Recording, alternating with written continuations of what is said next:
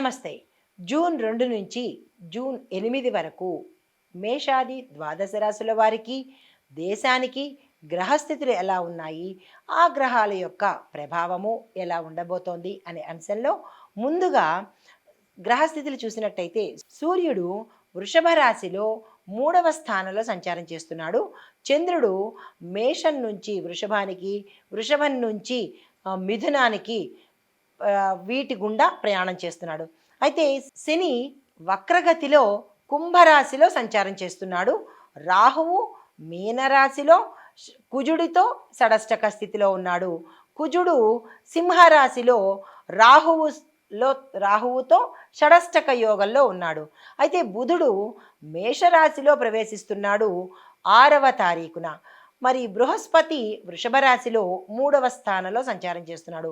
శుక్రుడు మిథున రాశిలో యథావిధిగా తన సంచారం చేస్తున్నాడు.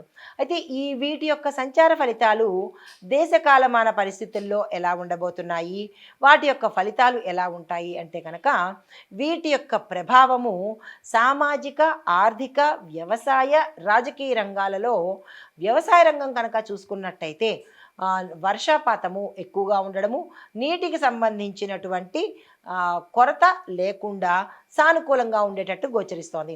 మరి రాజకీయ పరంగా ఎలా ఉండబోతోంది అంటే కనుక ఉత్కంఠతతో కూడినటువంటి పరిస్థితి, దీంతోపాటు నాయకత్వ మార్పులు కూడా సూచనగా గోచరిస్తున్నాయి.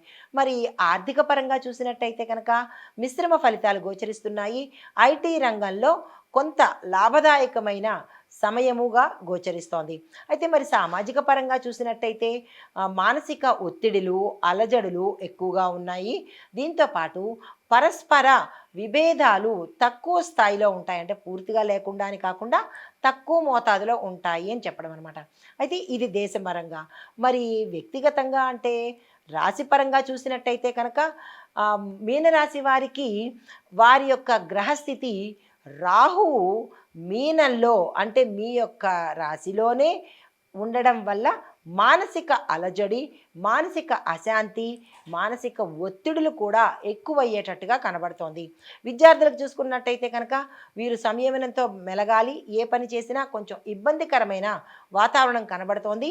కాన్ఫిడెన్స్గా మీరు ముందుకు వెళ్ళాలి. మానసిక స్థైర్యంని అలవాటు చేసుకోవాలి. అయితే ఉద్యోగస్తులకు చూసుకున్నట్టయితే కనుక ఇది పూర్తిగా వీరికి ఫైటింగ్ పీరియడ్ అని చెప్పొచ్చు. అంటే తిరుగుబాటు చేస్తేనే మీవి మీరు తెచ్చుకోలేని పరిస్థితి. అది జీతం కావచ్చు, ఉద్యోగం కావచ్చు, ఎవరి దగ్గర ఇరుక్కుపోయిన డబ్బులు కావచ్చు, ఏదైనా సరే మీరు తిరుగుబాటు చేస్తేనే దానికి ఫలితం వచ్చేటట్టుగా కనబడుతోంది. అయితే ఇంకా వ్యవసాయదారులకు చూసుకున్నట్టయితే కనుక కొంత ఇబ్బందికరమైన వాతావరణము, మరికొంత అంటే విత్తనాలు కొనుక్కోవడం దగ్గర, లేదా అంటే క్రిమికీటక సంహారక మందులు కొనుక్కోవడం దగ్గర, లేదంటే ఏ పంట వెయ్యాలి అనే అంశం దగ్గర, దీనితో పాటుగా రుణాలకు సంబంధించిన అంశంలో కూడా కొంత ఇబ్బందికరమైన వాతావరణం అనేది గోచరిస్తోంది. దీన్ని కొంచెం జాగ్రత్తగా మీరు వ్యవహారం చేయండి. ఏది ఇబ్బంది పడుతున్నారో దాన్ని వాయిదా వేసే ప్రయత్నం తప్పనిసరిగా చేసుకోండి వ్యవసాయదారులు. అయితే మరి వ్యాపారస్తులు చూసుకున్నట్టయితే కనుక వ్యాపారస్తులకు కూడా ఇది చాలా ఇబ్బందికరమైన పరిస్థితిగానే కనబడుతోంది. మీరు ఏ ప్రయత్నాలు ఈ వారంలో చెయ్యకండి అని చెప్పడం సూచన అయింది. మీరు ఇంకా తప్పదు, మేము చేసుకోవాలి, మొదలుపెట్టేశాము అని అనుకున్న వాళ్ళు దానికి సంబంధించిన పరిహారాలు చూసుకుంటూ అంటే కంటిన్యూ చేసే పరిస్థితి తెచ్చుకోండి. కుటుంబ పరంగా చూసుకున్నట్టయితే కనుక కుటుంబంలో రావలసిన చెయ్యవలసినవన్నీ ఆలస్యమైపోతాయి. శుభకార్యాలు కావచ్చు, స్థిరచరాస్తుల విషయంలో కోర్టుపరమైన తీర్పులు కావచ్చు, లేదా అంటే మీరు ఏ ప్రయత్నాలు మొదలుపెట్టినా గృహ నిర్మాణం కోసం కానీ, లేదా కొనుగోళ్ల విషయంలో కానీ, లేదా అంటే భూమి వాహనాలు కొనుక్కోవడంలో కానీ, ఇలా మీరు ఏది తలపెట్టినా అవి ఆలస్యం అవ్వడం కొంతమందికి అయితే పూర్తిగా అవ్వకపోవడం మరికొంతమందికి కనబడుతోంది. దీన్ని వాయిదా వేసుకున్నట్టయితే మంచిదిగా చెప్పడం జరిగింది. ఇంకా తప్పదు, మేము మొదలు పెట్టాలి అని అనుకుంటే కనుక దానికి సంబంధించిన పరిహారాలు చేసుకుని మొదలు పెట్టుకోండి.